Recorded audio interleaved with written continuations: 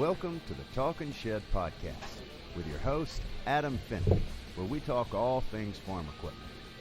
Tune in as we interview farmers, industry leaders, and talk about our own dealership story. Follow along as we talk about topics like cover crops, nutrient placement, and things that make your farm and every farm across the country different. You're listening to the Talkin' Shed Podcast, and thank you for tuning in. Well, guys, thanks for tuning in to this episode of the Talkin' Shed Podcast. I'm Adam Fennick. And I'm Cody Cisco. And I'm Gregg Sauder.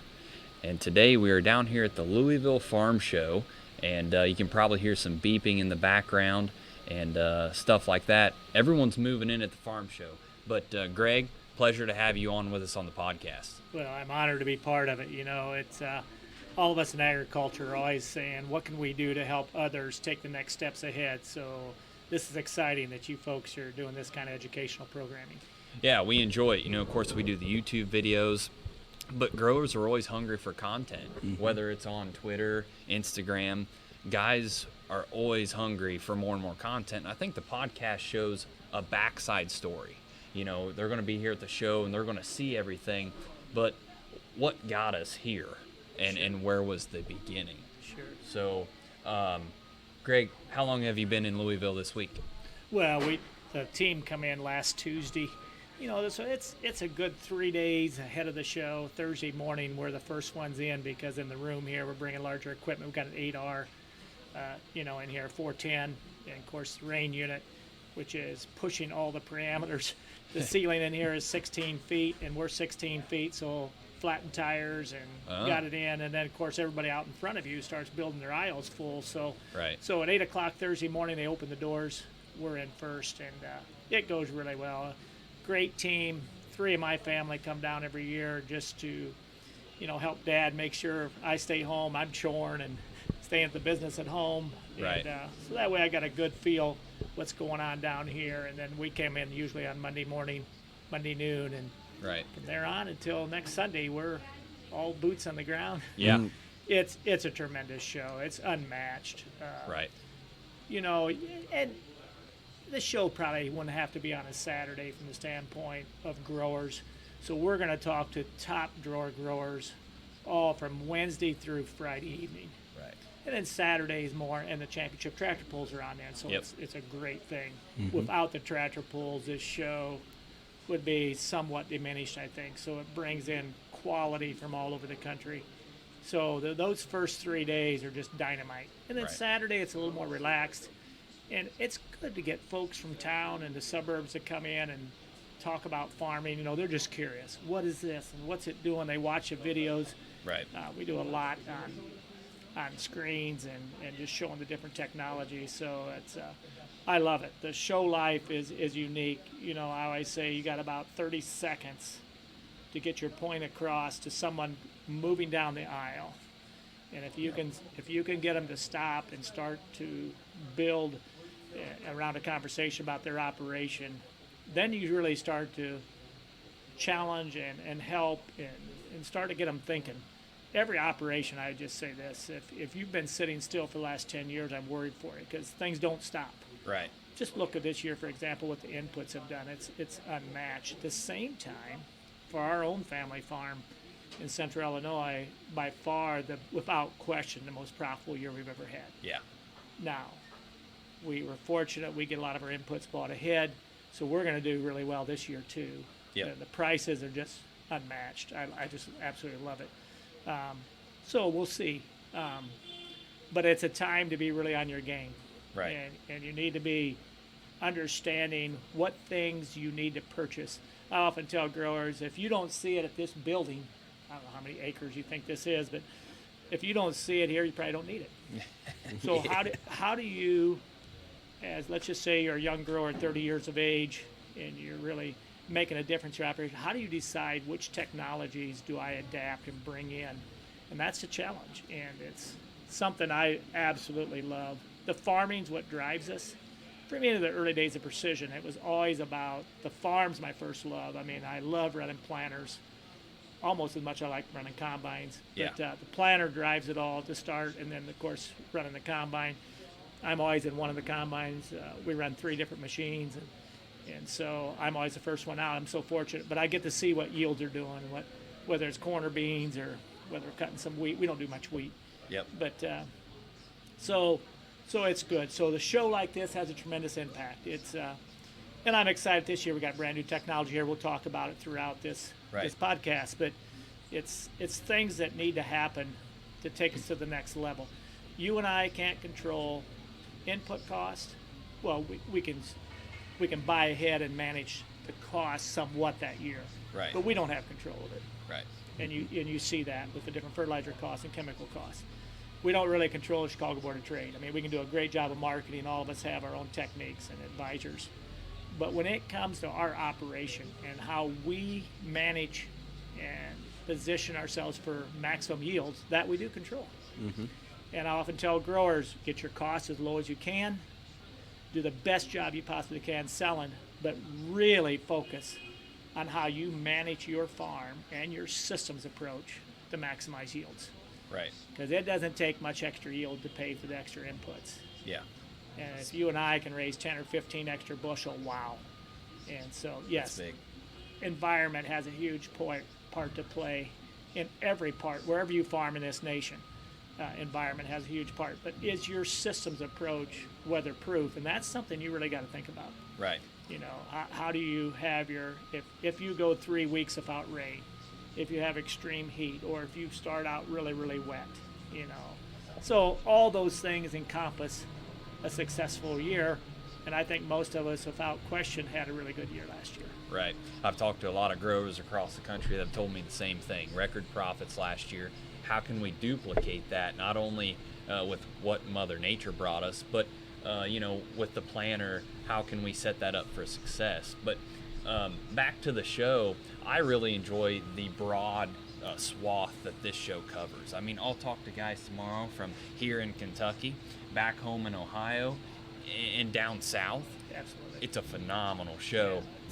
And as you keep coming back every year, as you know, you meet those guys that were here last year. That's right. That you sold them 360 tanks, and they come back and say, man, those they're ready things to are take the awesome. next step. You know, Right. maybe they started with wide drop, and Right. now they're adding technology to the planner, whether that's the new closing system of Wave or the Bandits, and I think all of us as businessmen, we try to, whatever the environment is around us. So let's just be honest about it. The high cost of fertilizer is something that's really driving our sales. It is. Now, I don't like that because obviously I farm, but I am excited to raise my hand and tell growers that are struggling with input costs, say, hey, we have an answer for that. Right. Let's ban nutrients. You and I know if we're banning nutrients, that's 2x the value of broadcast.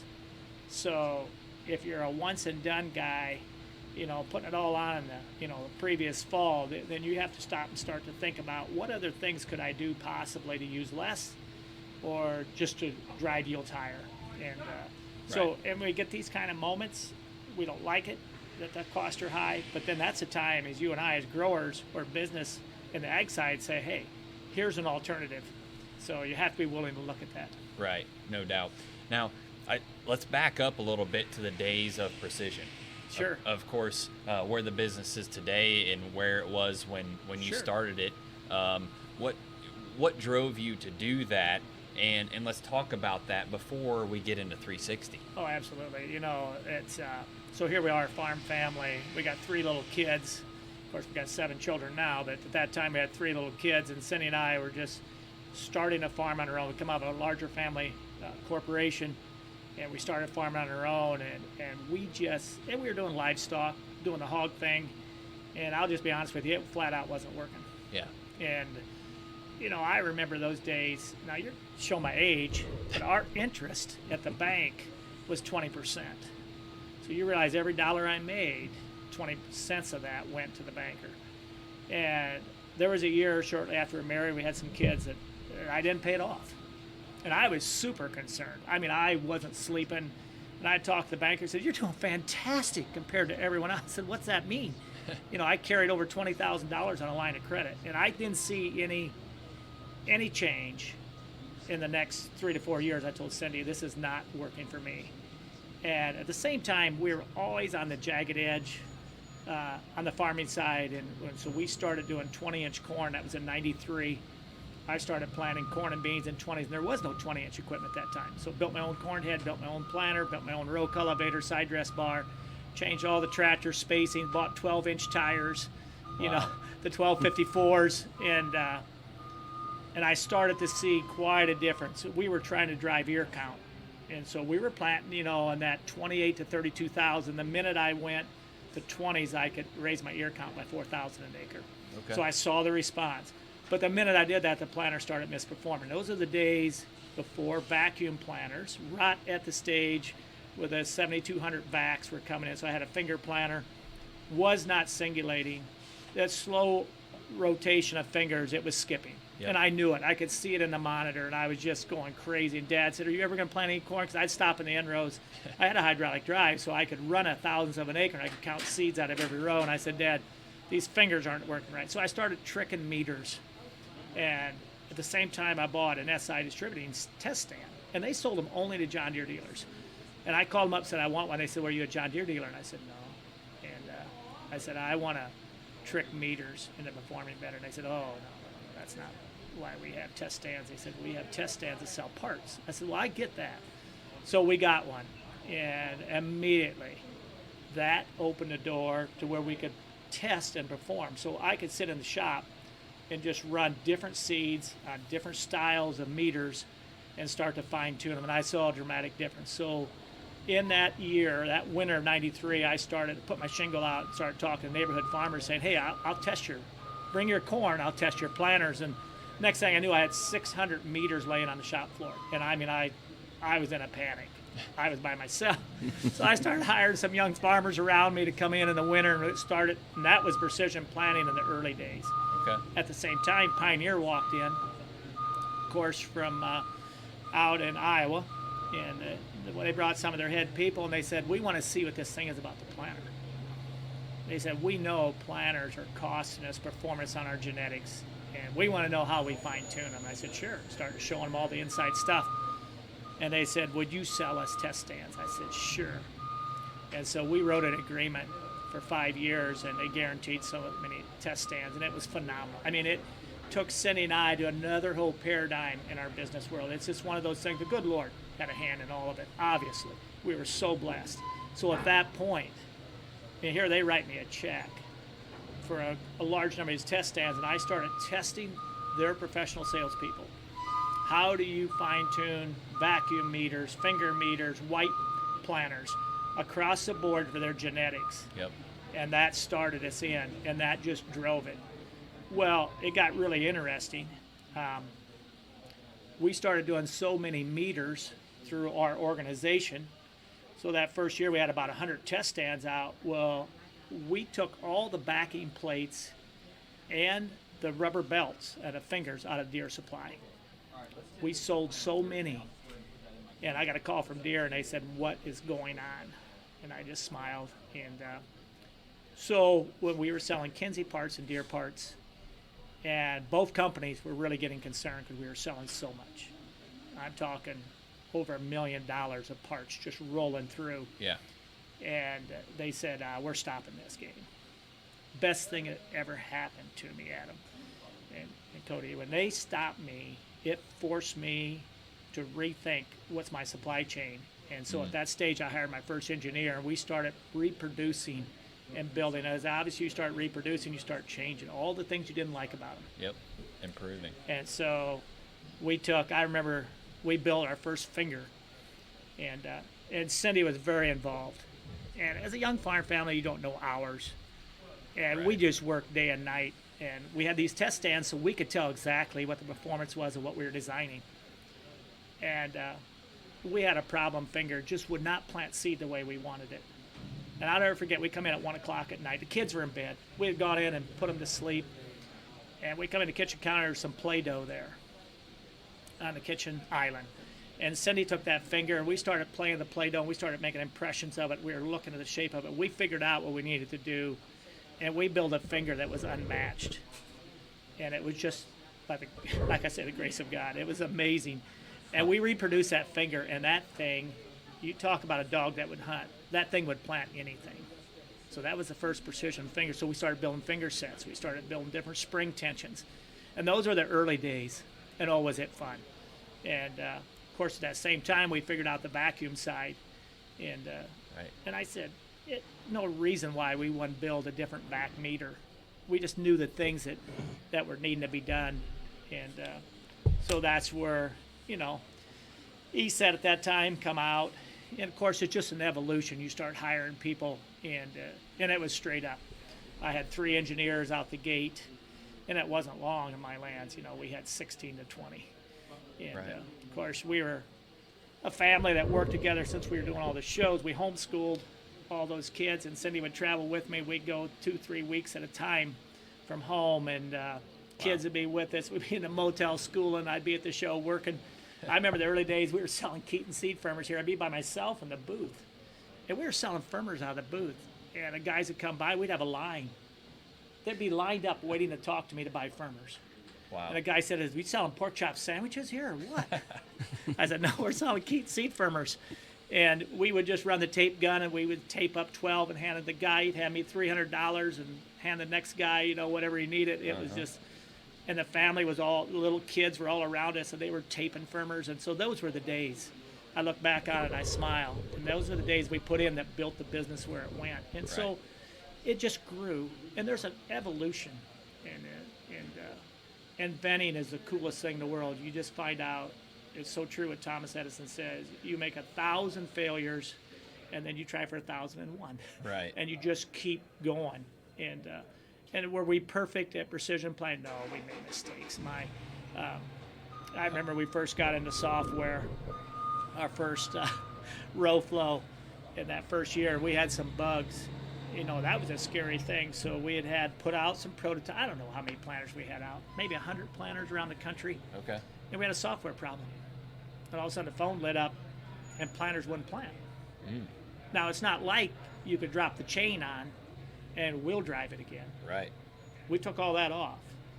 And so there was about 24 hours there where there was all hands on deck, all of our software team. And we figured it out. Not fun. You can see I don't have a lot of hair. It's gray. But it's what makes your business. It's how we treated customers through those hard times. It's how you do warranty. I remember over the years, we'd sell things. You'd get a call and say, "Greg, this part broke," and you just listen to the grower, and so well, Adam. Right.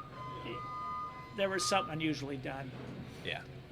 There was a time we were selling these vertical tillage harrows, and I had a guy call me, and he says, I broke the hitch off of it. I said, "You broke the hitch?" It was built heavy. I said, "You broke the hitch off of it." Man, I couldn't. Got in a truck. We sent a welder out. We fixed it all up. A year later, I'm at a farm show, and a guy says, "Hey, you remember a time my neighbor had your harrow, and they broke the hitch?" He said, "You ever hear what happened there?" And I said, "No, what did happen?" He said, "Well, I was watching." He said he went crazy through a mud hole of a track tractor. And he got that thing stuck, so he pulled the pin and got it out. He took the cable, and he got exactly perpendicular to it. He couldn't get it out forward, so they got perpendicular to a heavy cable, and they drug it out from the side. So in other words, they spun it. And he said, "I was watching. They tore the hitch right off of that thing, that big track tractor." I just smiled. But you know what? That guy that I fixed that hitch sold me more harrows and product than anybody. Right. At the time, I knew in my heart, I said, "Oh, come on, how could it have broke?" You just take care of it. Right.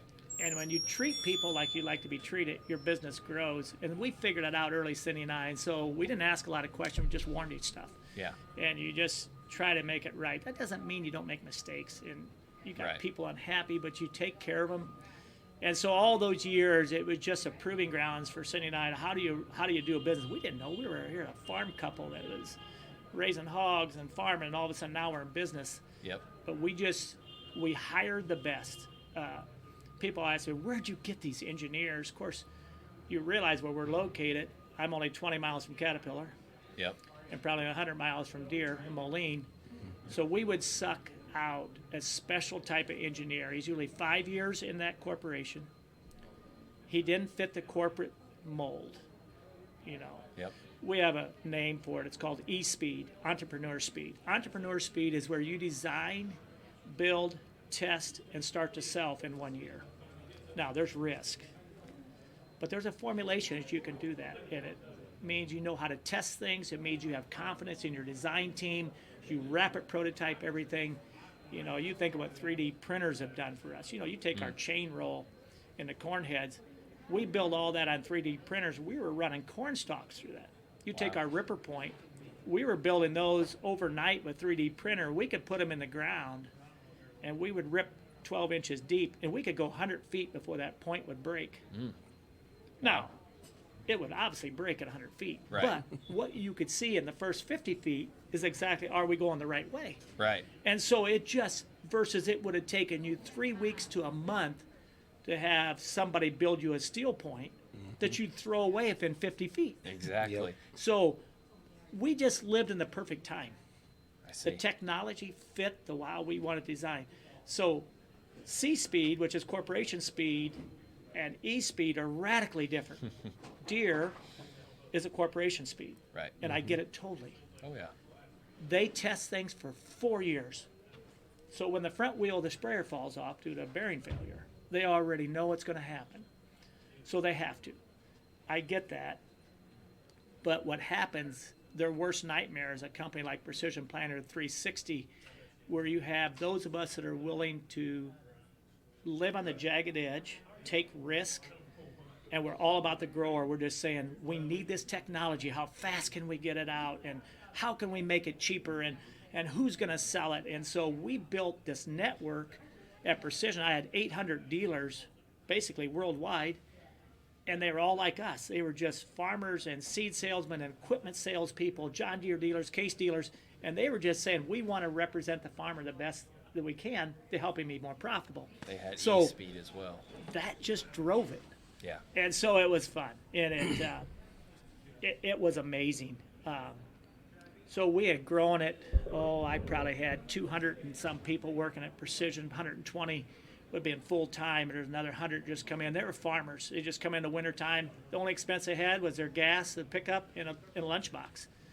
And they would start right after harvest, and then about the first day of planting, they'd disappear. Yeah. But we had a great team underneath us that could keep it going. And that was just tremendously successful for us. So we always were surrounded by the very best, without question. Yeah. So they were family. I mean, we knew, I shouldn't say we knew them all personally, but we knew a lot of them personally. Yeah. I knew their kids. I knew when him and their wife were having, whatever it was, she was sick, you knew it. And Right. so it's no different probably than I don't know how many. I should know more about all your stores. I'm going to guess you have multiple stores. Two. Two. Yeah. And so, and you know your guys. You know when they're having a good day and a bad day, and that's just what makes life really good. So we developed this culture that was unique. And so we drew those young engineers into us, because I would tell them, if you want to work with us, we can match your pay, and we can match benefits at Caterpillar, because they were super talented. But I said, if you want to do something from the drawing board, on the whiteboard, a concept, all the way to building it, testing it, designing it, finish it, and then go to a farm show and talk to growers that are going to use it, Yep. you come and work with us. And so they did. And that talent pool is what made us different. So Tim and I, we come up with these crazy far-fetched ideas. I remember I hired this young man from Caterpillar, and Mike was his first name. Tremendous guy. Didn't know him. And I was building the first Delta Force. And so I had built this 18-row 20 planter. And we had all this technology on it. And we had a laptop in the cab with me, and I was driving a Cat tractor at that time, a 765 two-track. And here's Mike. The first day he comes to work, he's sitting beside me in the tractor all day. And I've never met him. Well, I've met him at the interview. So Mike's sitting there, and the software we designed, he had a keyboard, and we could control that planter on the sensitivity of the downforce. So sitting on the end rows, it looked like a border collie ready to go. And it would just be trembling. The row units would just be lightly flickering. I'd say, no, Mike, turn down sensitivity. And we'd turn out, and we'd make a pass. And we'd dig behind it. We'd watch it. We had we could print out exactly what happened in that pass. We could follow all the data and say, no, we're too sensitive, and we'd turn it down. And we did that all spring. Well, believe me, by the time that spring got done, Mike and I were best buds. It just, because when his wife called, I could hear her. We're sitting literally 6 inches apart for the whole day. And I remember one time he gets this call, and I could tell. It was just like, and they're a tremendous young couple. And they had adopted this little guy. And it was one of those hard luck stories, And I could hear Mike's like, well, I don't know, hon. Where would we put him? And I don't know. And he hangs up, and it's silent. I'm not going to interfere. Right. So we're riding for about a round, and he's working on the keyboard, and pretty soon he goes, she goes, they called. They got 3 little kids they want to bring tomorrow morning. You think, he goes, I don't know what to think. I don't even think we got enough beds, and I'm just, and that's just what it was. That's just how we lived. And, of course, that went super that year. And still to date, I look at Delta Force, there was no question in my mind it was going to be one of the all-star products. I just knew what a problem we had with planters. Yeah. And we worked and worked and worked till we got it to where it is today. And what the cool thing is, any good product should seem really simple and should be really easy to use. It shouldn't be like going to the moon. Right. And that's one of those products. It is. It's not Keaton seed firmers. It's so simple. It simply works. What we used to have on the tagline, it should be that way. If it's really super complicated, guys, we probably need to go back to the drawing board. Right. Now, software and, now we're autonomous, for example, with the rain unit here. It runs on its own, and that's a whole new thing. It keeps Gregg awake at night. But those are things that the era we're living in, and there's a reason why you do that. So but it's always about the people you got around us. Yeah. I don't know. I can tell by looking at you, got a lot of energy. You could stay up 24/7. You're not going to get it all done without having a Cody and a Bill and a George and a Fred and a Joe all around you. Right. And so through the years, we need to give credit where credit's due. So that was the era of precision planting. And then one day walks in Monsanto, and we didn't know what they wanted.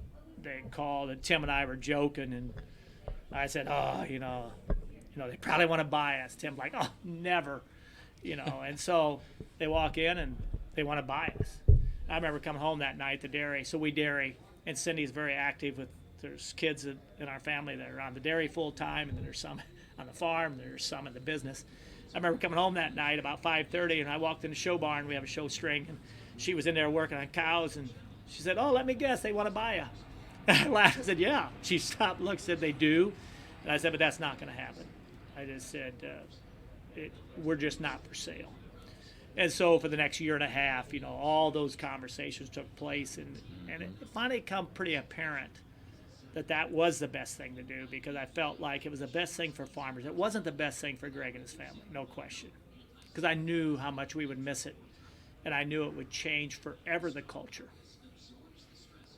Right. One of the first things you say is, we're not even ashamed of it. We're a Christian organization. And so when the farmers come, and we'd have a meeting, we'd pray before the meal. We just always did, because that's what we do in the house. And so why would I do it any different? Just because I have 500 guys there doesn't mean we wouldn't say a prayer to the Lord.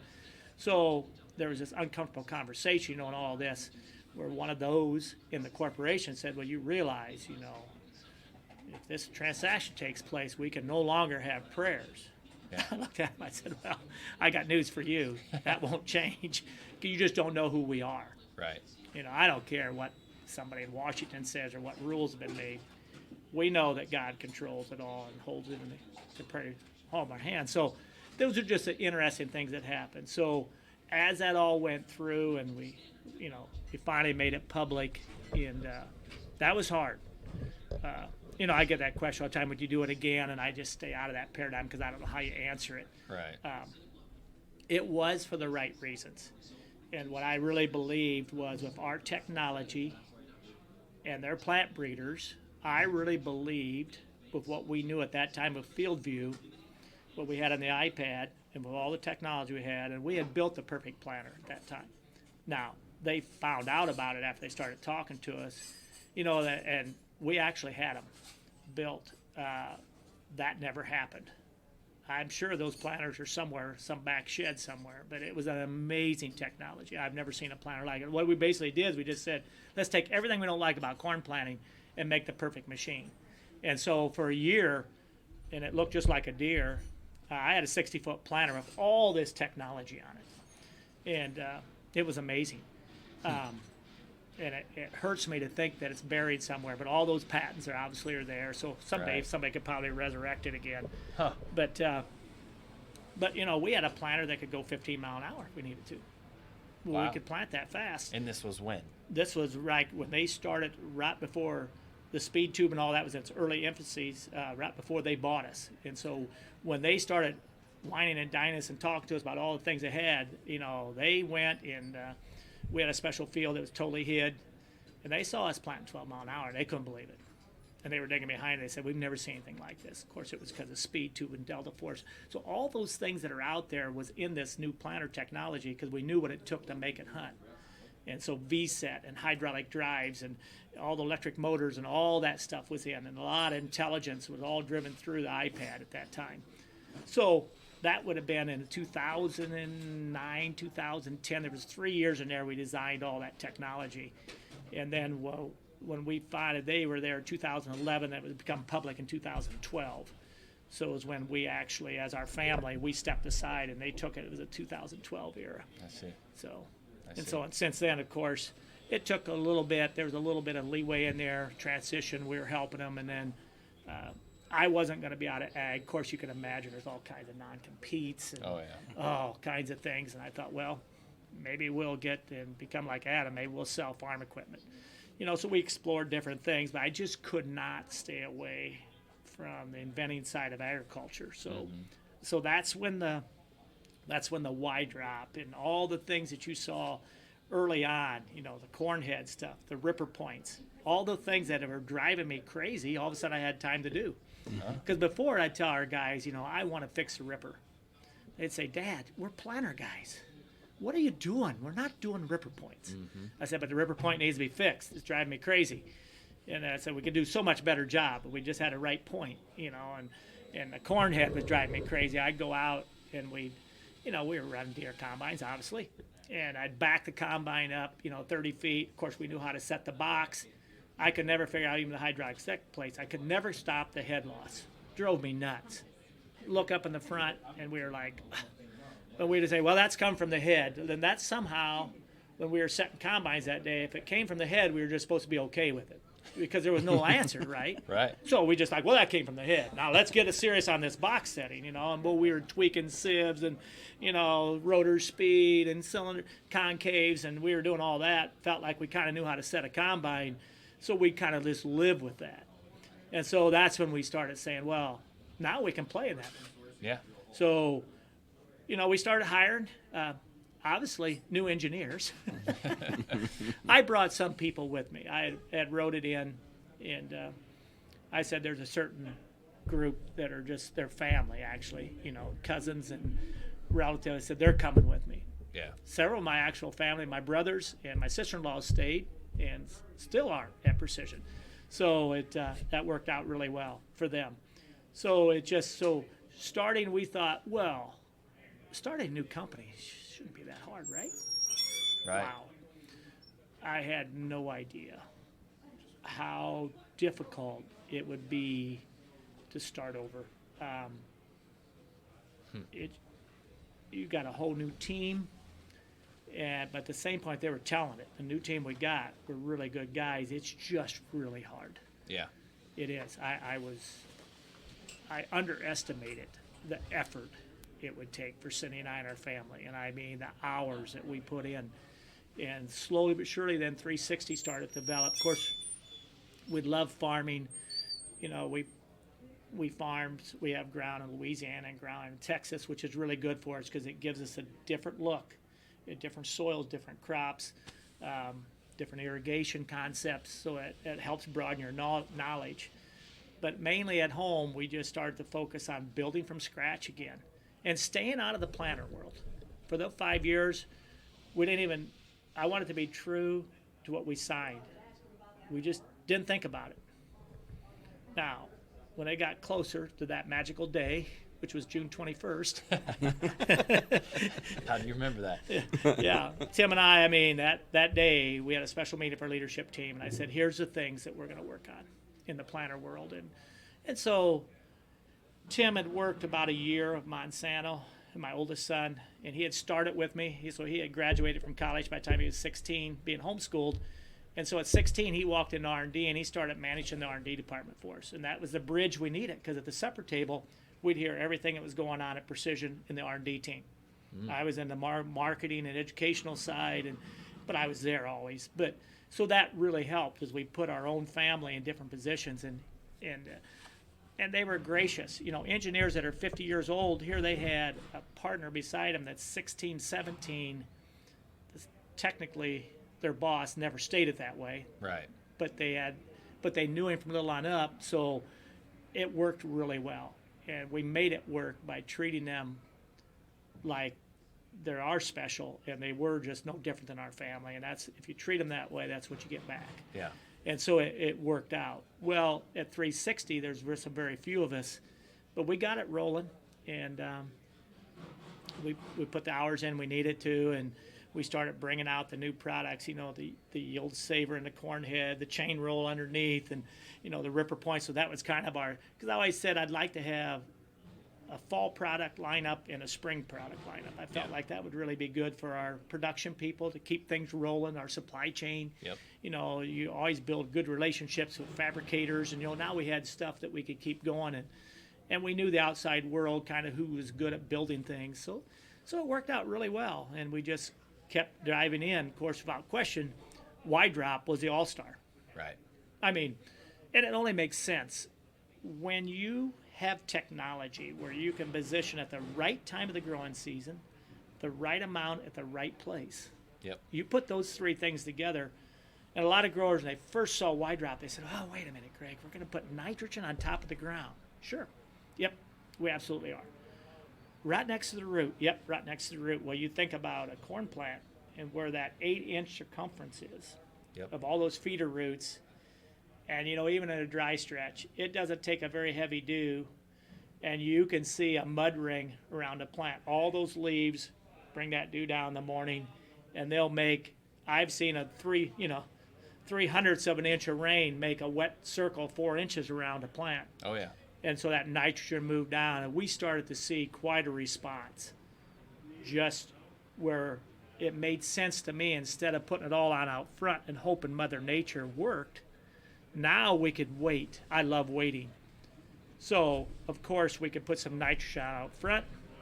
Now we go through all of May, all of June, and about June 25th to July 4th, now we could come in and put just what we needed to finish the race. Right. So at the same time, we designed soil scan. We found some technology that said we could take, you know, parts per nitrogen. We could see what the nitrates are. And so we started developing all that. And I just love knowledge. I always say you make a lot less mistakes if you get more information. Right. So that whole trail, of course, and you said, well, if we're building them for sprayers, why wouldn't we build them for side dress bars? Yep. And it works. And, you know, a lot of guys, they say, well, you know, Greg, I like putting it in the center of the row 2 inches deep. I understand that. But in a dry spell, 2 inches in the row, in the center of a 30-inch row, in dry soil, that's where it stays for a long time. Yes. And as nitrogen moves down through the soil, it takes a long time for a root to get to it in the center, where if you put it right next to the plant. And so we'd see that 6 bushel difference on all kinds of trials. And guys say, really, I wouldn't have believed it if I wouldn't have done it myself. And so just with patience and trial and error, we would do it. And, of course, we always did large summer conferences, and they're fun. They're craziness. You know, Cindy and the girls would make the food, you know, help with food, and we do all kinds of crazy stuff. You know, I've been out there. They're phenomenal. You know, it's just fun. And we try to harvest corn, you know, in August 1st, and we'd be harvesting corn. August 10th, we'd try to have corn to harvest. Well, we figured out quickly you got to learn how to salt corn. So we would plant 90 and 85-day corn, and then about 21 days before the conference, I'd start salting it. And we'd just kill it. Yep. And And I remember the Farm Progress Show people come to us, and I know them, of course, Matt and the guys are tremendous people. And they said, well, we want to make our show August 31st, the first week in September, but we got to harvest deer and Case and New Holland and gearing off. They want to harvest. Is it possible? I said, absolutely. You just got to learn to salt corn. Well, we don't want to lose yield. I said, well, wait a minute. There's going to be a trade-off somewhere. I mean, you're definitely going to use yield. Right. I mean, in the seed industry, and we raise a lot of seed corn, we salt hybrids to control seed size. Absolutely. Do it all the time. No one wants a large round.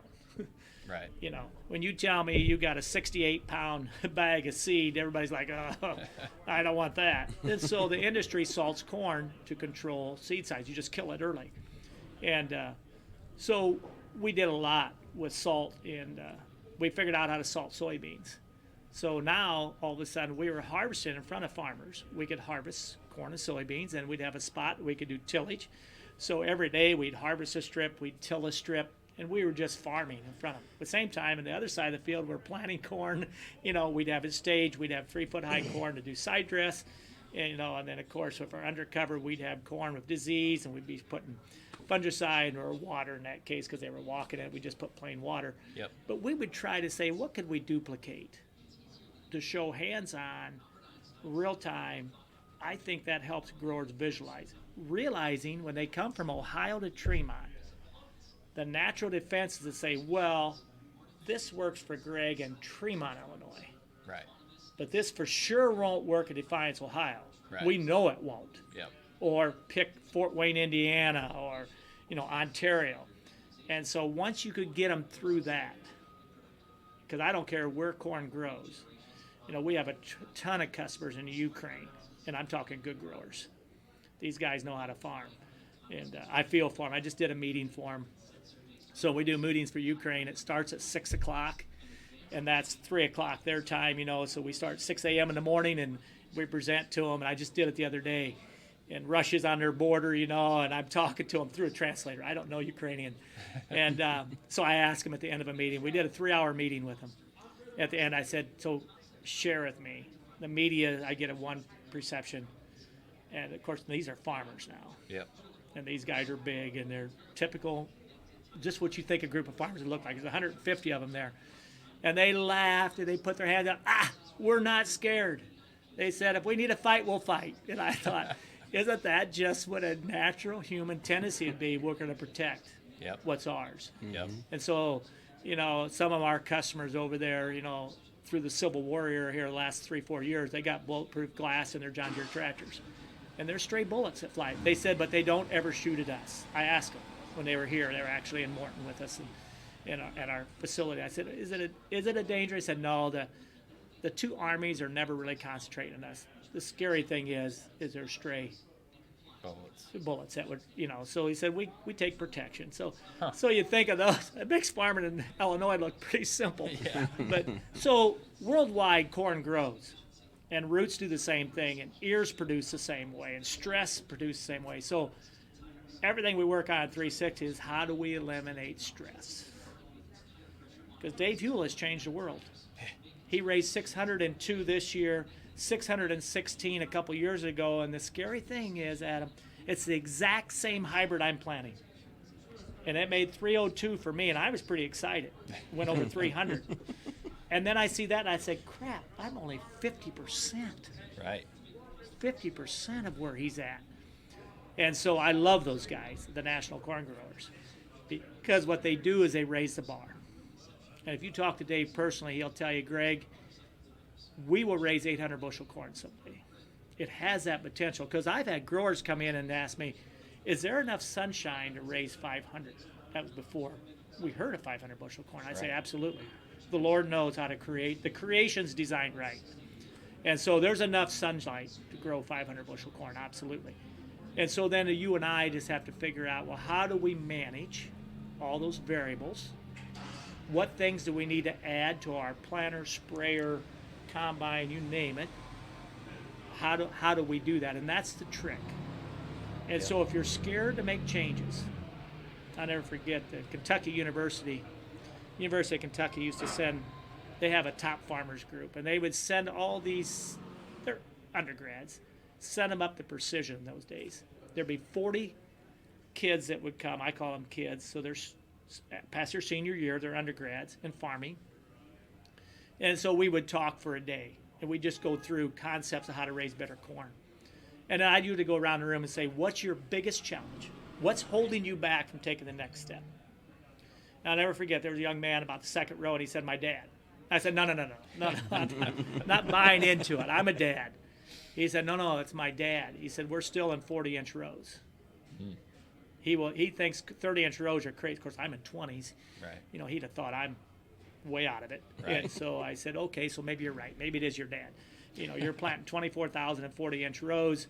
But so can you make a change? How do you, when a dad and his brother are farming and you're a young son, how do you bring concepts into that arrangement in a way that's not combative? Yeah. Hey, Uncle and Dad, I know it all. I just come from the university, and I've been over to Gregg's meeting, and he says you guys should be doing this, this, and this. That's not how it works. Right. You do a 10-acre block, or you do a split of 40, 20 and 20, and you find out the borders. You put out some 22,000 corn, and you put out some 44,000 corn, and something in between, and you start challenging it, and you learn for yourself. That's the only way you can learn. You got to show it on your own soil. And so whenever we could get somebody inquisitive enough to try it, we win. Yeah. That's what it takes. There's guys, I'm sure, back in the early days that told you auto steer wouldn't work. Well, we don't need it. I'd have been a guy that told you machine sync is not worth the money. I'm like, I got the best auger wagon drivers in the world. I've run a combine all my life. I don't need it. I can't run without it. And you say, wait a minute, Greg, what do you mean? Oh, no, they gave me a 3-week trial this fall. And I got a lot of different guys that get in the cart throughout the day because we're just got a crazy farming operation. There's about 8 of us, and carts are running everywhere. And it took all my work out of it. Now I control the cart, and I watch a young guy on the phone, and he's not even looking. He's not looked at me the whole time I'm unloading. So I intentionally bump him up about twice and slow him down real fast. And then he looks up at me like, what's going on? Yep. Because it just, so I look at machine sync, that's just the next step. And so I used to laugh, and they said, well, there's going to come autonomous farm equipment where you just, and I'd laugh and say, I'm not so sure. No, I'm pretty sure that's probably going to happen. Yeah. I understand the transportation thing is a big issue, and we'll figure it out on the roads. But so change happens. How do you and I adapt? How do we do it in a profitable way? Not just to write checks, but how do we get a return on investment? Those are all the things that you should be asking here this week at Louisville. Look at it, say, okay, it's going to cost me this much. What I realistically think my clay soils are going to get back, or my sandy knobs.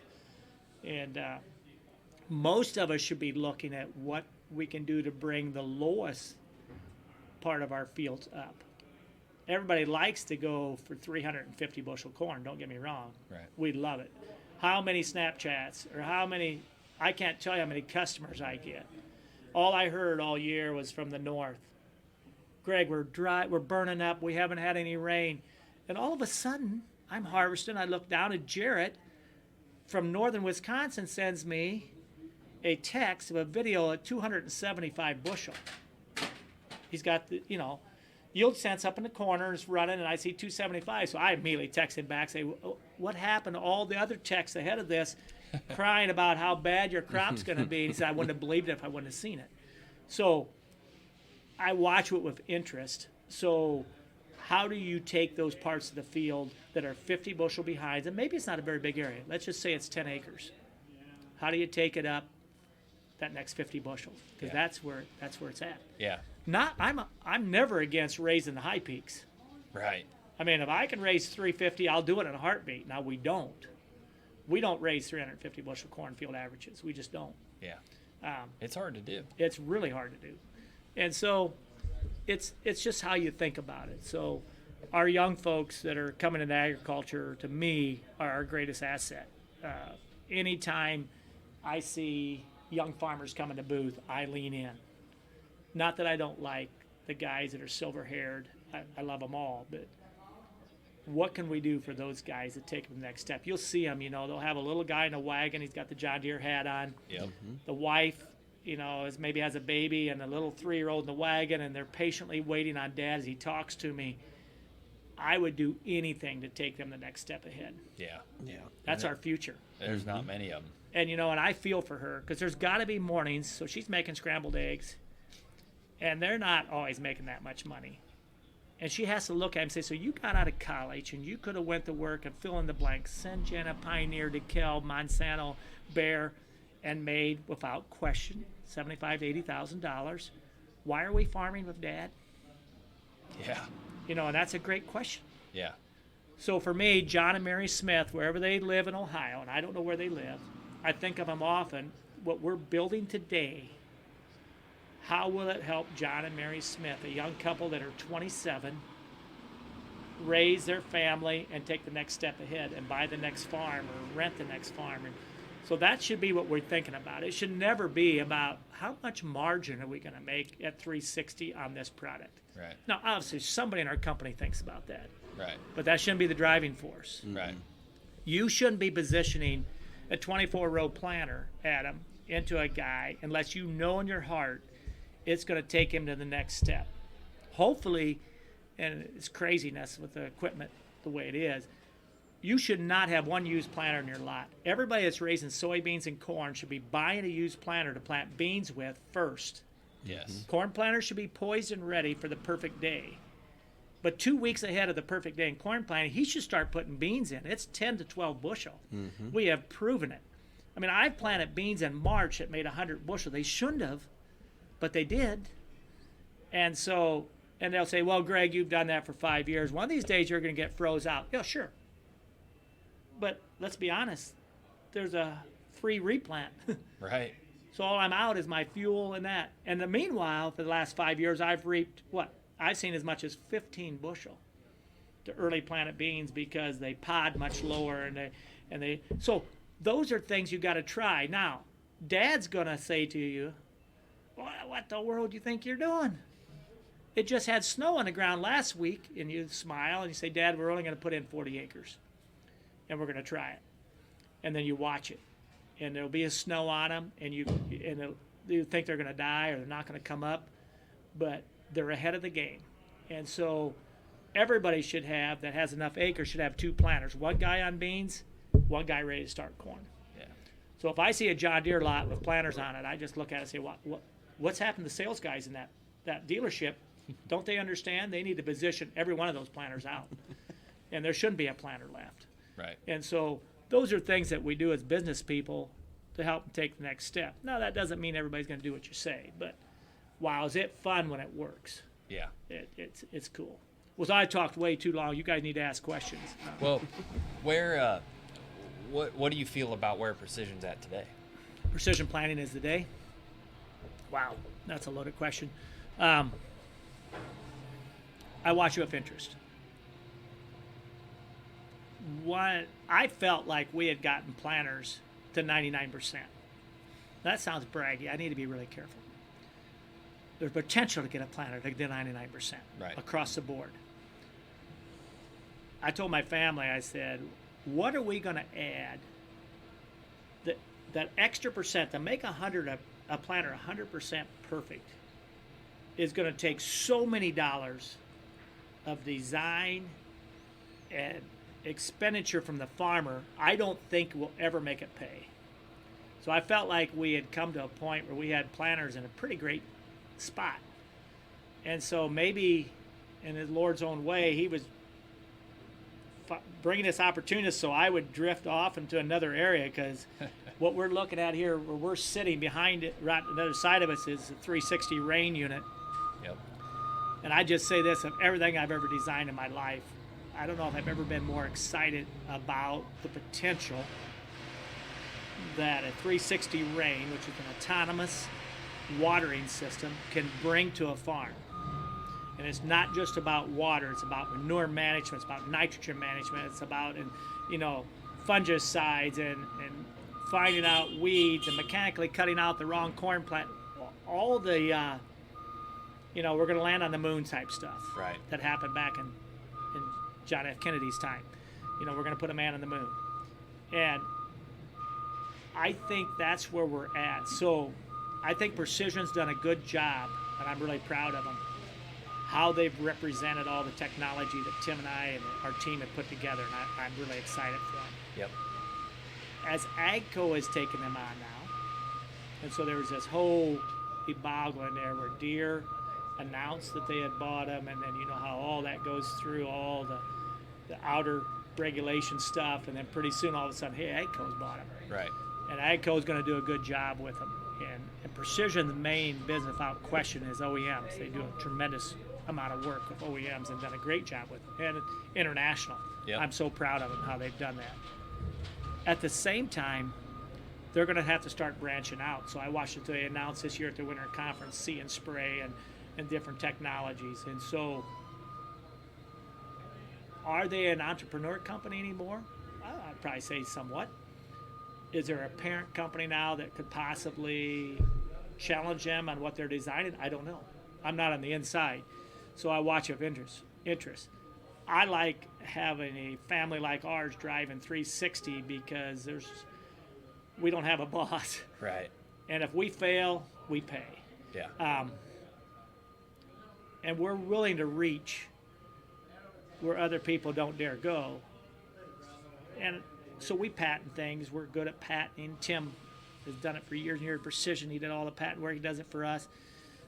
But Adam and Cody, patents only do as good as how much money you got to put behind it. Right. All that is, a piece of paper lets you go to front of a judge and say, Your Honor, I designed it first.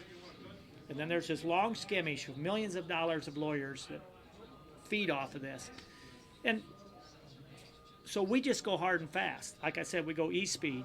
Yeah. And we patent things, international, worldwide, and we'll fight best we can.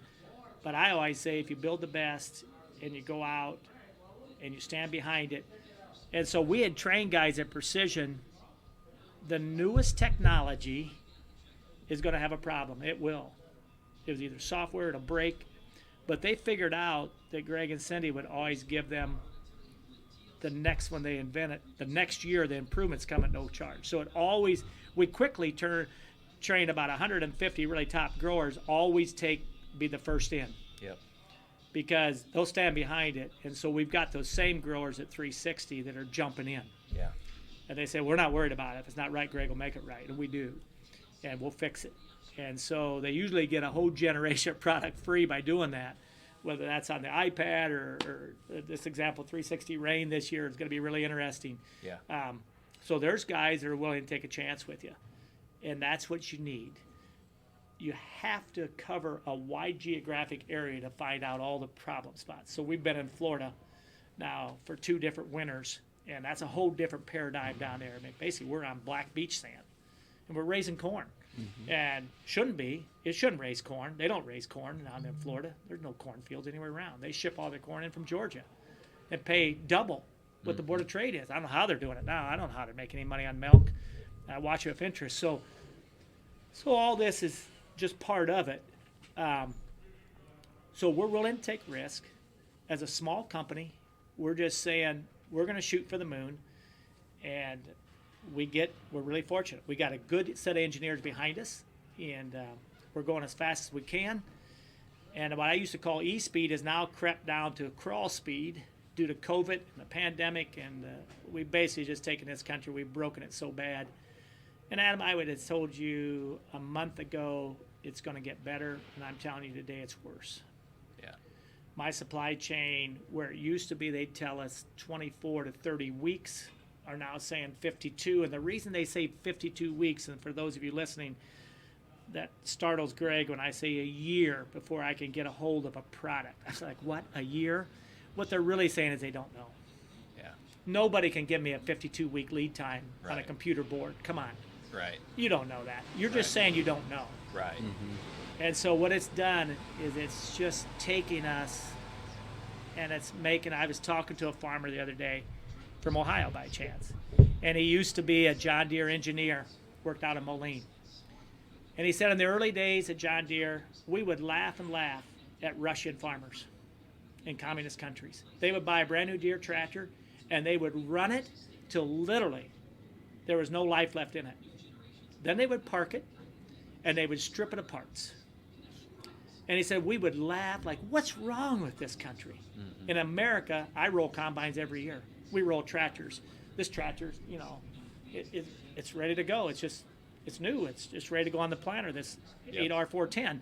And what I see is today is happening for some reason, and all you guys listen to podcasts, nod your heads, why are we wanting to take on and become just like those socialist countries where you can't get any product and you have to run old equipment and you have to repair your own, and I watch it, and I'm part of it now. I'm trying to buy new components to put together a brand new product, and I can't get it. So I have to tell my supply chain guys, we got to go elsewhere. And so we're developing new suppliers and everything, fabrication and welding and bearings and DC motors and computer chips, and you know, we used to go to Israel. Now we're searching worldwide for it. And the other day, my engineer said we need to buy a Tesla. They found out that a Tesla car has 32 of the chips we need. I said, oh, great, we'd buy a Tesla car and strip it. But, you know, isn't it amazing? Yeah. So how do we change it? I don't know if I want to run for election or not. I would sure hate to be in charge of this country. But somebody's got to stand up and say we're going to change what we're doing. I saw a report the other day that the average workforce is working 32 hours a week, and that's all. That's all they want to work. Wow. Well, you just figure that out. That's 1 day out of 5 that we're missing. And that 1 day out of 5 is why my sea container out in Los Angeles Bay has been sitting there for 44 days and not been put to the dock yet. Once we unload it, it takes us 33 days to get it here by rail. Then it sits in Joliet Yard for as much as months if it has to. Through the pandemic, we had one of all of our combine parts sitting in the rail yard up there for 4 months and couldn't get to it. Wow. Loaded the product we needed. So that's what's broke. We got to start from scratch.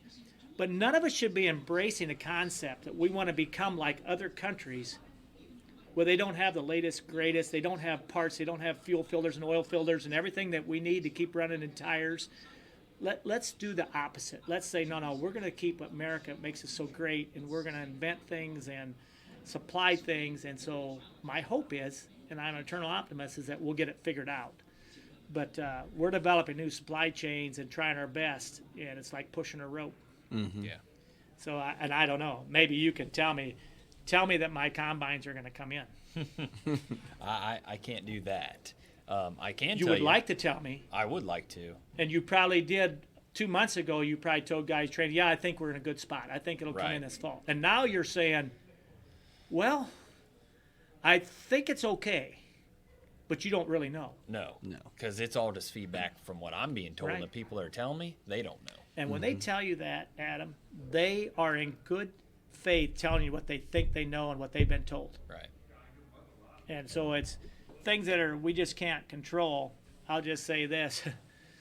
My 3 combines, I still have a hold of them because I'm not sure my new 3 are coming in. And our dealer's as good as you guys. He's the best ever. He's just saying, Greg, count on it. We will take care of you. Yeah. And so we're going to leave those machines in your disposal. Well, you understand what that did to that dealer? Those machines are getting placed to farmer number 2. Right. Farmer number 2's machine's not going to farmer number 3. Farmer number 3's oldest machine's not going to Wisconsin. Yep. Mm-hmm. That hurts me. Yeah. So that's what I mean by a socialist mindset. Like, oh, well, it'll all work out. What's the big rush? What's the big hurry? No, we got to be on our game.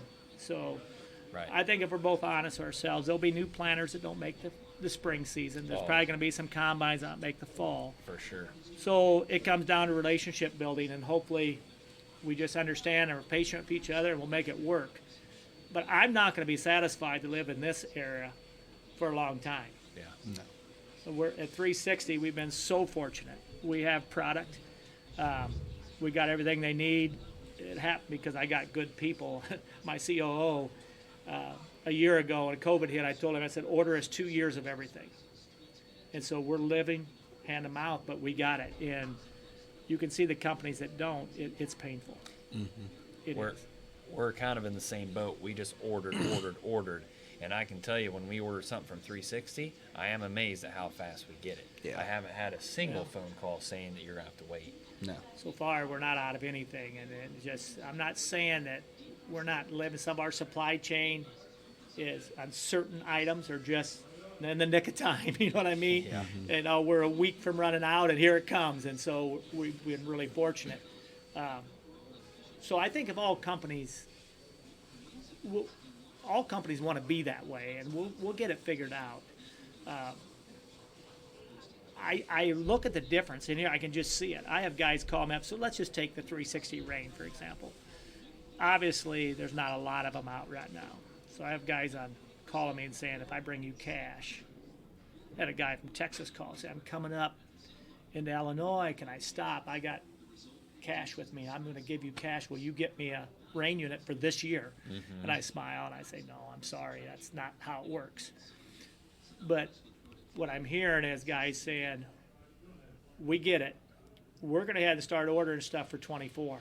Yeah. And we'll put money down to hold our slot. Yeah. And so guys are quick to adapt.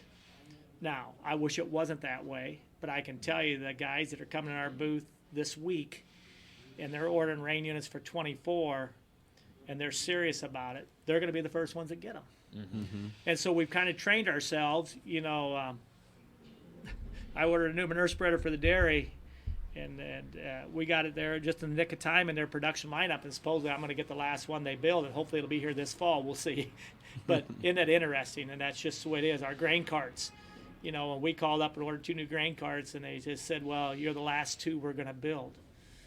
And that was in the fall. Mm-hmm. Wow. And so it's scary. So we'll see. We're just training ourselves to order quicker sooner. Right. Well, I think the e-speed thinkers are the ones that are going to be thinking ahead, and I can see those farmers. They're calling us earlier, looking into fall, and I got filters and oil all on charge for everything that we own, including our gen sets for 2 years. I just told our guys we just got to get it on hand. Yeah. Because being in the position we are, we talk to suppliers every day. You just realize that things run out. Shouldn't be, but they do. Right. And you can't explain it. And I heard that there was no more graphite for our molds for building our polymers. I'm like, seriously? I know where the graphite comes from. He goes, it's an Amish group. I said, they're working. How can we be out of graphite? But you realize if all of us just order one more Gaylord of graphite, Right. you understand what that does to the supply chain? Yeah. There's not, if everyone doubles their orders, which we did immediately, Yeah. that just means everybody's out. Right. Mm-hmm. And so in the perfect world, you'd like to say, well, not everybody should buy that much toilet paper, but that's just what happens. Right. I don't know why, but it's just the way it is. So I can't explain it, but I marvel. Yeah. What product are you proudest of? Going back from precision all the way to today. Oh, boy. Or the one that maybe challenged you the most and you came through on the end, and today it's just a rock star. Almost like the one that he got the most satisfactory out of. Yeah. Yeah, I don't know if I can. I probably would be wrong. I mean, Tim will hear this podcast. He'll shake his head at Dad. What are you thinking? This is off the cuff, The iPad of Field View probably changed my world more than anything. I'll never forget early days. So I'm running this goofy 1790 bean planter, corn planter, and I never did like that planter. It's so heavy and just a crazy planter, and the 16-row. And I had an engineer come out with a black suitcase, poly suitcase, like you'd see in the airport. And he climbed up between the CCS tanks and dropped it down and pulled the 47-pin connector and plugged it in both sides of that box. Come up in the cab of a laptop.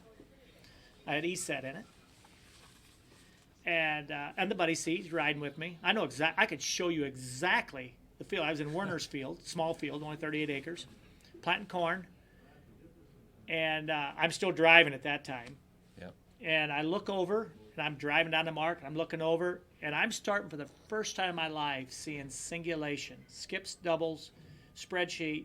It was the first of the first of the 2020 seed sense. Wow. And when I saw that, I told my family at night at the supper table, I said, guys, we're going to change the world when you show real-time data. No one can keep their butt in the seat any longer and say, oh, well, it'll be all right. Yeah. Well, some could.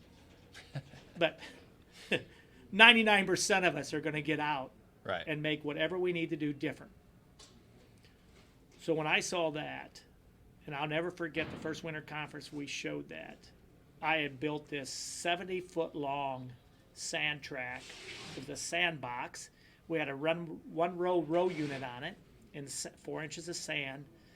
And I announced, we turned all the lights off in the shed, and that thing would run 5 miles an hour down the track.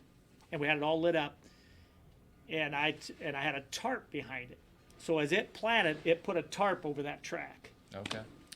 We shut the lights down, and that thing come roaring down towards the front stage where I was standing, and it stopped, and everybody was there was probably 200-300 guys in the room, and it was stone still. And I said, guys, for the first time, I'm going to show you where every seed is. We left an open trench. And I said, I'm going to show you exactly how that planter did. And so I had them call out. We had a tape measure and flags. And we left the lights down. And we had tape measure for light. And I put flags in. And we turned on the lights. And I remember there was a guy sitting back about 30 feet from the track in one of the rows. Jumped up and raced to the track to look to see where that flag I'd put one where every seed was. And there was a seed there, and he just shook his head and looked at me, and I said, at that time, I said, with this technology, we've now changed the world how planters are. Wow. I don't want to pick on Deere, but there was a day a vice president of Deere walked in the early days of Precision, and he said, really? He said, our planters plant 90%. What is wrong with that? That's good enough. And I looked at him and I said, sir, the crowd you sell to, you need to understand who your customers are, and I'm that guy. Most of us will never be happy at 90%. You're telling me that 10 out of every 100 seeds are okay if they're doubled or gone, skipped? And I'm sure he would probably regret saying it, but I looked at him and said, you and I never think the same. Yeah. And of course, we were an adversary at that time to him.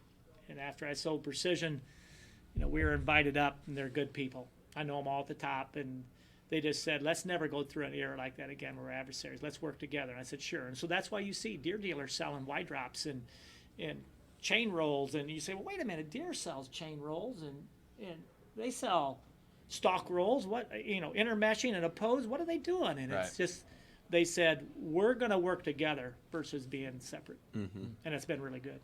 Nice. I really have a lot of respect for them. I get excited when I get to walk in up at Moline and meet those guys, and we sit together for meetings, and they called us up and we talked about rain. They're just curious. What are you thinking? What are you doing? Wonder about the autonomous side of it. Of course, obviously they've announced autonomous tractors. So there's just a lot of fun. You just meet. I would say this, and I hope it doesn't sound arrogant. In the ag world, the real inventors, there's probably, oh man, it's a shot in the dark, 25 to 50 people worldwide that are truly shakers and movers and new inventors. And the rest are just seeing it for the first time, and then they kind of improve the mousetrap. Yeah. But there's some, and I can name them. There's just some people in Germany that I know firsthand. those people are truly out-of-the-box thinkers saying, what are the next steps for agriculture? And it's fun. So you get to meet them, and you kind of get to know them. So there's a whole group of us that talk of each other. Now, we don't tell each other what we're doing, but we have a lot of respect for each other. That's neat. That's neat. A big part of what everyone does is the people that you get to do it with. Oh, absolutely. And well, look at the grower groups. Look at growers that get over being competitive with each other. Yes, a farm sale is a painful thing. I well understand when the next 80 next to you comes up for sale, and there's 3 young guys that are all from 25 to 35 that want it. I hate that environment for them, and I hope they'll all be friends at the end. But you'll quickly find the groups that go far and fast are the ones that share. Yeah. They don't view each other as competitors. Now, I know they might bid against each other for a rent sometimes. Right. It's part of it. But at the same time, when your combine breaks down, they're the first ones there with another machine to help you. Yeah. Whatever you need. Hey, we're done. I got hours left. Yep. Here, use it for a day till yours gets back from the deer dealer or whatever. Those groups I watch with interest. And some states have more of that than others. It just depends where you're at, what region. Kentucky has a group that are really tight. And, man, they help each other every step where they share data. I paid this much for this chemical. I got my seed bought for this, and they buy and they get it. So I watch it with interest. And I'm fortunate. I know so many people nationwide, and they're willing to share concepts and ideas. I always gain more knowledge at a show like this week than I'll ever give. Oh, yes. It's just, let's be honest about it. Yes. There's some really smart growers, and they're willing to share. And they say, Greg, this is what I'm doing, and it works. Yes. I take it home, and I incorporate it. Yes. It's so fun to have the growers. They come to you. You get to have the conversation. And at the end of the day, you're like, I learned so much today. Yeah. Yeah. It's... So it's all part of it. So I don't know if I answered that right or not. Wow. I can only imagine the first time when you've taken everything that you've worked for and now you can see it digitally live in the cab. I can only imagine. It helped a lot. Like I told you, this 360 rain, I think it's going to change dramatically how we farm. I think it's about taking yield to another spot without breaking the bank on writing checks. And so we'll see. What part did Y Drop itself serve in bringing the rain? Oh, huge. Yeah. Without question. Y Drop was that step that after we saw the kind of yield response, water, what we've always said. I always told Tim, the minute we left Precision, I told Tim, I remember it, I said, we're going to reinvent irrigation someday. Well, I didn't actually know what that meant, but I said it, Right. You make a lot of crazy statements as a dad. And I believe we have. And whenever we get into something, we say, what can we solve? Now, pivots work. Let's not underestimate what a pivot's value is. The problem with pivot is you need X amount of gallons per minute, and you need a field that's friendly and conducive to a circle. Right. Mm-hmm. Well, in Illinois, we have a lot of those fields, but let's be honest, there's still a lot of fields that's super potential for crops that need water, but they don't fit. Yeah. Right. Or you'd have to put so many little systems in it, it would just be prohibitive in cost. So the first thing we said is that we got to design a system that fit any shape of field no matter what kind of gallons they can get. And it's got to be able to help manure management, because manure is the answer to our fertilization costs. Yeah. Mm-hmm. We're way underutilizing the potential of livestock manure. And so, in the regulation, every spotlight in the nation is on regulation of manure. Yeah. We're under the gun. So we have finished buildings and we got a dairy, and so we understand the value. And I wish every acre I had could have manure. Now, obviously, that's not possible. So those are things that we said, let's start out and fix. It's autonomous because it has to be. No one's going to be able to put a young man on to run this irrigation system 7 days a week, 24 hours a day. That's Right. at 0.4 mile an hour, really? Right. They fall asleep. So it's like running a drag line for manure in the fall, Yeah. So nobody wants that job. So we said, well, we got to invent autonomous. And so we got our own RTK system. I got our own base station in the field. But basically, it's just simple. Wherever your planter plants is where we go. You said, well, Greg, we come up to a windmill and we went around to the left. Well, guess what? The rain's going to come up the windmill and go around to the left. So it's going to follow the exact path. So if you can plant it, we can water it. Do you need, 500, 800,000 gallon a minute? No. If you had 150 gallon a minute, we can do it. You say, well, Greg, we can't get in Iowa, we can't get 10 gallon a minute. No problem. If you have a surface pond, we'll pump out of it. If you have a creek, a river, a hog pit, a dairy pit. And so all those things open up a tremendous opportunity. Is it 50 bushel an acre real? Yeah. And I've not had any farmers walk up to me and say, Greg, you're in sales. that's an artificial number you're grabbing out of the air, because every one of us at farm knows the value of a rainstorm, and we need it the worst. Right.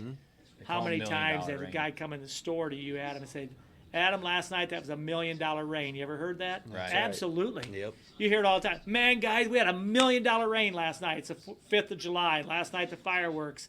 Right after the fireworks, it rained an inch, and they'll come in and say, we had $1 million rain last night. What are they really saying? We just gave the crop the chance to maximize its potential. Yep. Well, now we can do that every day. Right. So once a week, we're putting out a ½ inch. And so I get really fired up about it, and we'll see. What other questions might you have? We've talked a lot of product in the background. Where do you see the future of 360? I mean, after Gregg Sauder, of course, you've got plenty of family members, and what products are coming down the line, and what succession look like? Well, obviously the pipeline's always full of the weird, unusual, and the craziness, and it starts there. And we'll tell Cindy, Tim, and I will come home, or we'll do it at the farm home, and we'll tell her idea. She'll laugh, and she doesn't doubt. She encourages us, but she'll say, "Boy, that's out there." And I said, "Well, it is on the whiteboard, but we got to refine it and bring it into scope." So there's probably 2 really super crazy ideas that we're just starting to work on. Yeah. Will we get there? I don't know. I'll tell you, yes. My family, they have a drive that's unique, so we'll see. So I by far pulling back more. Still the face of the company, obviously, and I present, and we work crazy hours. People say, well, after you sold Precision, why didn't you just go to the beach? They don't understand as a farmer. I mean, here we dairy, so I mean, on Sunday morning it's 6:30. I'm choring, and I know all the guys my age before church are probably looking at the paper, looking on the internet, and having a cup of coffee, and I'm out. It's stinking cold, and I'm fighting waters and driving a gator around. I don't know how many buckets of feed in the back, and I'm feeding heifers, and I'm like, why? And then you look at your family and you say, well, that's just what we do. So I'm a different culture. I just love to work. Yeah. And so we work all the time. And if we weren't doing livestock, we'd be doing something else. So it's just who we are. So I don't plan on retiring.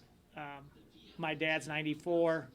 Just now went into a home, He told me the other day, man, what I would give if I was 10 years younger to be down in Louisville with you. And so it's probably in our genes and our heritage. But so the boys are taking a tremendous stride in helping us position for the future. They're in the right roles. They're either on the farming side or the dairy side, or they're in the 360. And we'll continue to hire young people. Boy, there's just some really good young people we got on the team. And so 360 is in a really good place. Yeah. If the Lord took Gregg home tomorrow, it's not going to stop. So that's what you do as a family business. You try to position it so you have the right team members in the right spots. I'm sure it's no different. I don't know you folks very well, but I'm sure you might have a dad and an uncle. Yep. That work. Is there some other brothers of yours? Dad and his 3 brothers. Okay. Yeah. So look, I shouldn't judge people, but I just watch you as you're interviewing me and watch Cody next to you, and I watch you young guys, and I'm like, okay, this business, fitting equipment, is going to go a long ways. Yeah. Of course, I've known of you for years. You've been tremendous for us, no doubt about it, as dealers. So it's just fun to watch. Yeah. And I'm going to assume that you might have some young kids someday that are going to have the same interests, that are probably playing with John Deere tractors now in the carpeting. And someday they're going to be fixing stuff and hiring and working in the business. That's just what it does. Yep. Multi-generational. That's right. Mm-hmm. And it's hard. Farming is probably the one business that has multiple generations of success. By the time you get to the 3rd generation of successful ag businesses and businesses in general, it falls apart. And it's because of work ethic and how we raise our kids. And so Cindy and I, for years, have watched other businesses, and we've said, are they in the 3rd and 4th generation? Okay, what did they do that's unique? How did they sustain? How did they keep it going? at a fever pitch with that kind of energy. And so when we find those, we kindly ask questions of them. And usually what you find, there's a mom in the background that's the glue that holds it together. Yeah. So there's Sunday night dinners. There's Christmases and Thanksgivings, even multi-generation. So when Cindy and I have Christmas, there's 65 probably on the Sauder side and probably 48 on the Dill side, and they all come to our home. And so now there's 3-4 generations that are all from babies, and that's what makes families strong. And so we all know each other, and we hire them, and we support them. And so I've just watched, and you just take the Beck seed to be a prime example. Yeah. Sonny and Scott Beck. Well, I got news for you. Sonny's wife, I used to watch her behind the scenes at the Farm Progress Show in Indiana. That's back in the days when the Farm Progress Show traveled. And Cindy and I would take time from our booth, Precision Planning, to go down and watch her. And she was making it happen. Now, Sonny and Scott and the whole family are tremendous people, don't get me wrong. But let's just be honest. John Kenzabal, Yeah. his wife behind the scenes, making it happen, Marcia. And you just watch that. So for all you young farm guys out there, marry well. I got news for you. You get the right girl, she'll make things happen. Let me tell you, when it's 5 in the morning, she'll kick your butt out and get you going when it's cold and keep you going. So, Yep. yeah. Yep. Well, good. I don't have much else. That was a lot to gather. I'm ashamed of probably what I said wrong or shouldn't have said. I don't know. Hopefully they'll realize. I just found out at noon, or I guess technically last night, John texted me and said, hey, Adam's coming in, wants to do something on a podcast. I never thought about the day till you walked in. So off the cuff, hopefully it, my only hope is, can it better somebody? Take something from it. Right. You know, can you take your own business and take the next step? That would be great. Right. No matter the business. No matter what the business is. Yeah. Yeah. But I'll have to be honest. Farming, I'm pretty much enjoy farmers. Yeah. So that's what we like to be in agriculture. I think it's the future. I mean, food controls the world. Yep. The next step, where there'll be the most tension, will be water. I've seen it coming. You know, we own Texas farms, and we're regulated heavily down there. Yeah. So if you want to know where the future is in the next 20 years, it's water. Mm-hmm. It's going to be painful. I see. And as an agriculture farm family community, we have very little voice. So we'll just be wise about it, be selective.